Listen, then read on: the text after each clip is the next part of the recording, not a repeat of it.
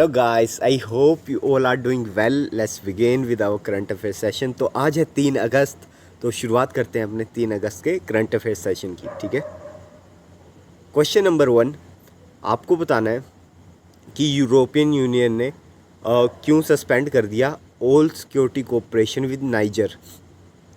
तो वो इसलिए करा क्योंकि फॉलोइंग अ मिलिट्री कूप। ठीक है, जो वहाँ की मिलिट्री है वहाँ पे उन्होंने नाइजर में क्या किया, कूप कर लिया। ठीक है, मतलब वहाँ की लीडरशिप को हटा दिया और ख़ुद पावर में आ गए। इसीलिए यूरोपियन यूनियन ने सारे टाई सस्पेंड कर दिए।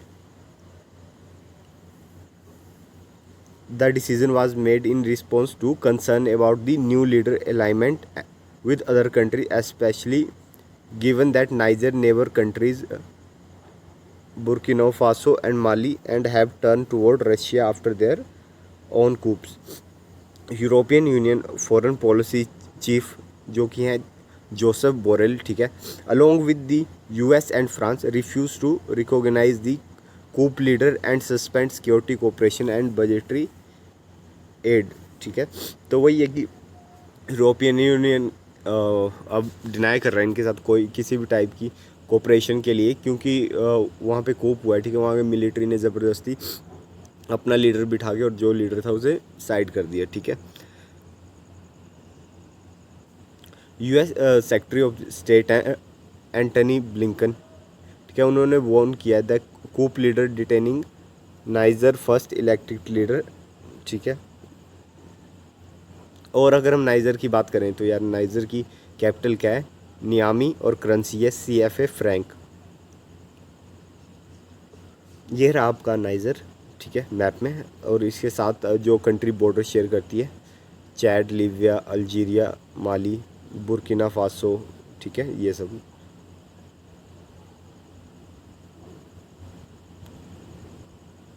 Who is the Indian American policy expert who recently become the deputy chief executive officer of US finance agency. तो US फाइनेंस एजेंसी की जो भी डिप्टी चीफ एग्जीक्यूटिव बनी है, ठीक है, वो इंडियन अमेरिकन है और उनका नाम है निशा बिस्वाल। ठीक है, has been confirm the Senate to serve as a deputy chief executive officer of the United State International Development Finance Corporation. और इस टाइम बात करें तो अभी वो सीनियर वाइस प्रेसिडेंट की पोस्ट पे थी for international strategy and global initiative at the US Chamber of the Commerce. ठीक है, और and overseeing the US India Business Council and US Bangladesh Business council.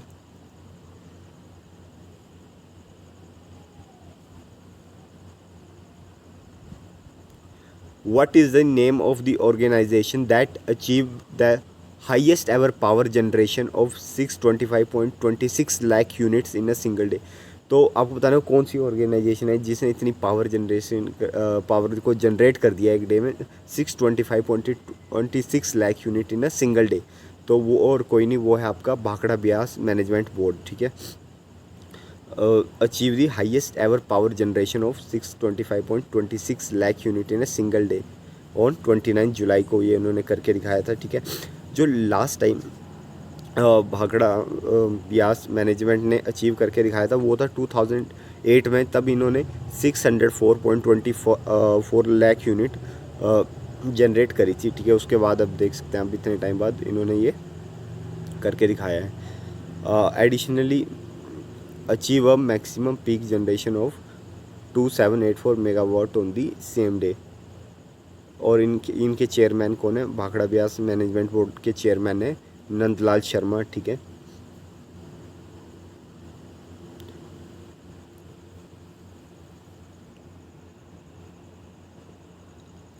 आपको बताना है रिसेंटली जो इंडियन नेवी की चीफ है, ठीक है, had a meeting with royal navy commander of which country.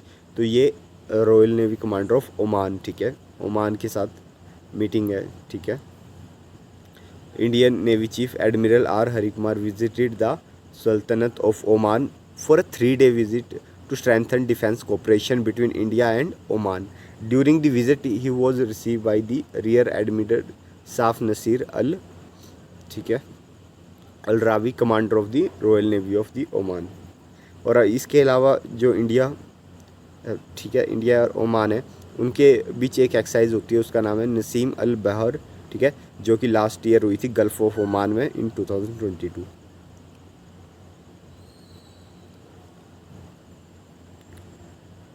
Oman की बात करें तो ओमान की कैपिटल हो जाएगी मस्कट और करेंसी है रियाल, ओमानी रियाल, ठीक है।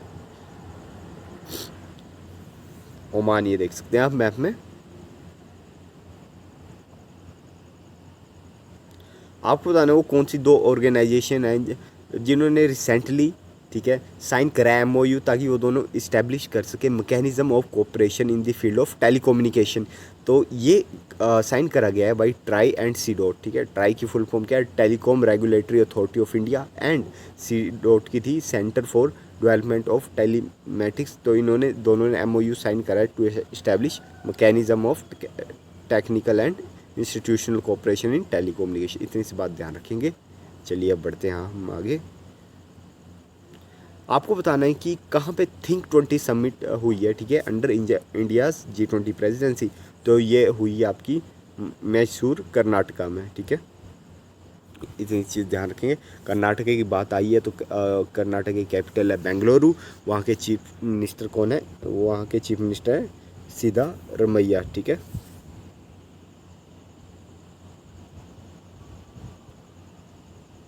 आपको बताना है कि हाउ मैनी मेडल, इंडिया ने कितने मेडल जीते हैं, ठीक है, टोटल, और in at the Sri Lanka athletic national championship, और उन टोटल मेडल में से कितने गोल्ड हैं, ठीक है। तो इंडिया ने टोटल मेडल जीते श्रीलंका में, जो श्रीलंका एथलेटिक नेशनल चैम्पियनशिप हुई, टोटल 14 मेडल जीते हैं और 14 में से 9 गोल्ड है। तो बहुत बड़ा नंबर है यार, 9 गोल्ड, ठीक है। तो आप देख सकते हैं, ठीक है, 14 मेडल्स एंड 9 गोल्ड और 4 सिल्वर है, ठीक है।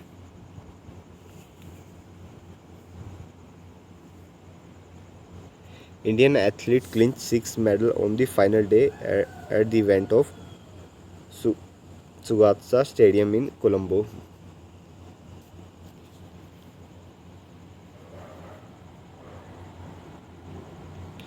आपको बताना है इंडिया की पोजीशन क्या रही in the world university games tournament, जो कि वह चेंडू चाइना में, in term of the total number of medal won and how many them are gold medal, ठीक है।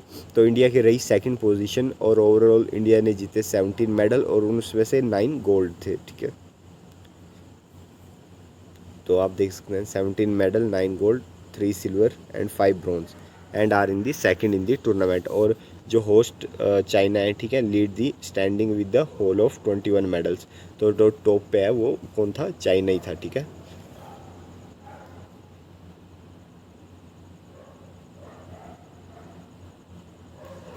आपको बताना है कि what was the final score of the match in which the Indian women team won 100th anniversary Spanish Hockey Federation International Tournament in Teresa against host Spain, ठीक है।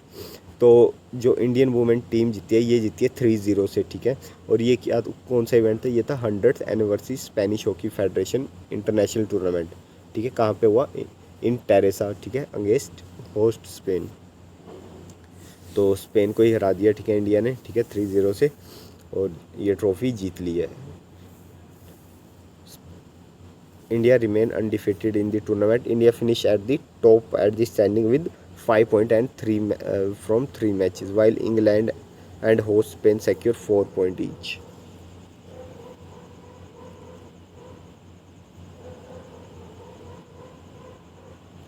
According to Standard Chartered Bank, what is the projected percentage increase in India's per capita income by year 2030? तो अगर हम standard chartered bank की बात करें, ठीक है, तो जो प्रोजेक्टेड परसेंटेज इंक्रीज है वो हो जाएगी 70% इंक्रीज हो जाएगी, ठीक है। The per capita income of India is likely to grow around 70% by 2030 and is expected to reach 4,000 from current level of 2,450 according to the research report by Standard Chartered Bank. और जो growth है, growth in the income will help Indian become a middle income economy with a GDP of 6 trillion. House hold consumption है वो भी increase हो जाएगी, ठीक है, 3 ट्रिलियन बाई फिजिकल 2030। तो ये चीज़ ध्यान रखेंगे।